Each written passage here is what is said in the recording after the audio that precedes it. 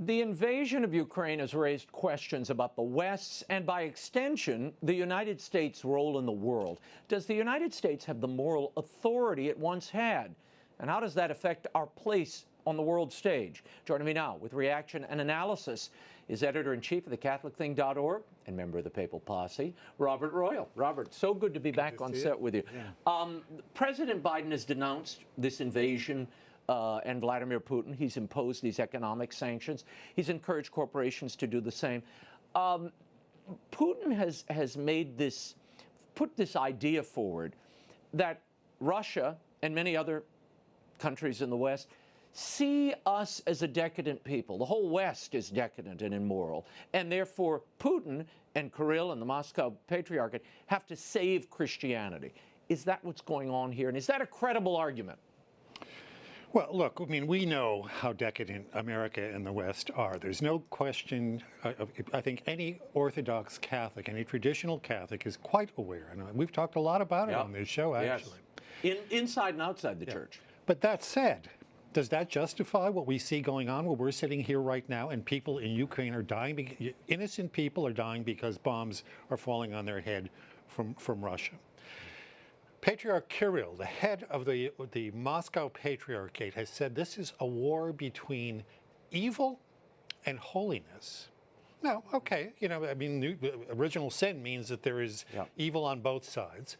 But I have to think that attacking innocent people and invading another country and killing your brother and sister is itself an evil. So, look, whatever rationalization they want to put forward on the basis of our, so-called missteps in diplomacy and our threats via NATO, or our decadence, those, at least in just war theory and in the minds of most people, just normal people who look at the situation, does not justify the kind of slaughter and wholesale destruction that we're seeing in the world. No, well, I agree with the Patriarch. It is a war between good and evil. He's on the evil side.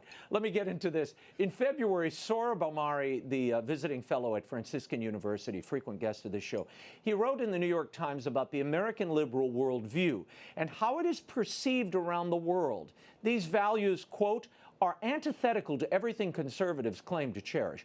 A ruthless market ideology that puts short-term shareholder gains and the whims of big finance above the demands of the national community. A virulent cultural libertinism that dissolves bonds of family and tradition. Bob, what do you make of that assessment?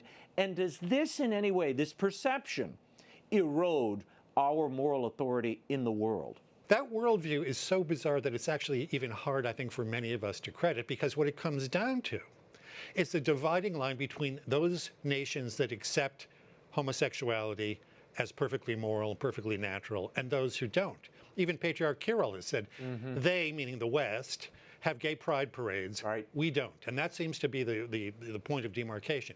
In a strange irony, that almost mirrors the Western liberal view, that if you don't accept that point of view about homosexuality, you are a promoter of hate, or somehow you're exclusive, or you're biased, or you're bigoted, which for a Catholic means that our very church has been declared illegitimate by this Western liberal opinion.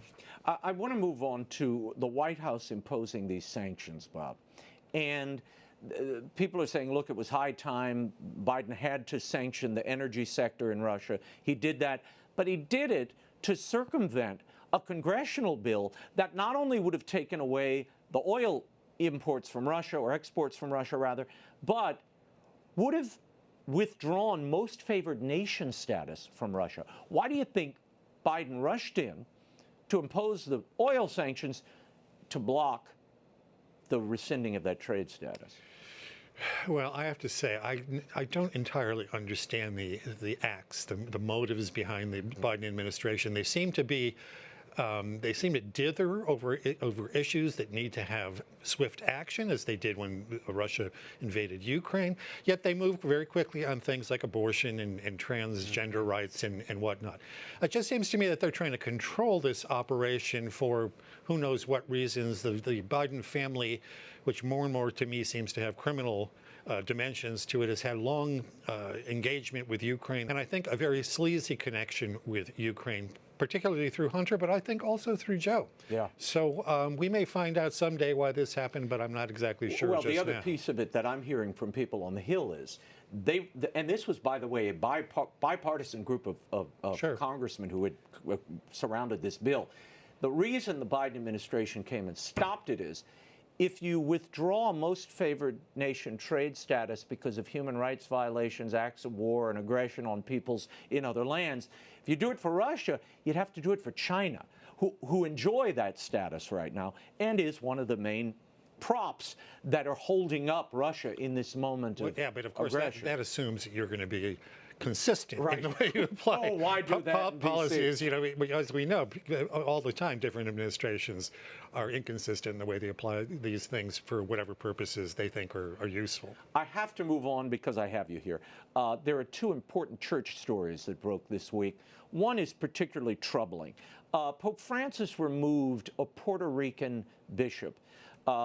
He was removed from office for failing to support COVID-19 vaccinations. Bishop Daniel Fernandez refused to sign a decree to separate parishioners based on vaccination status in his diocese. He also refused to submit his resignation.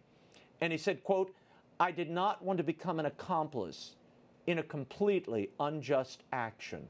Bob, this seems arbitrary and unjust. Your thoughts on this action by the Pope and the Vatican? Yeah, he seems to be a very good guy. He's been standing up for the kinds of things, this creeping corruption and decadence that we're talking Right. about in the West in a variety of different ways. The Vatican has said that he's been at odds with the other bishops in Puerto Rico, which may very well be the case because bishops, even here in the United States, have different emphases Right. and whatnot. The oddest thing I think about this particular case is that we keep hearing that we're in a synodal church where we're walking together, where there is unity without uniformity, where we can have differences between one part of the world and another. Collegiality. And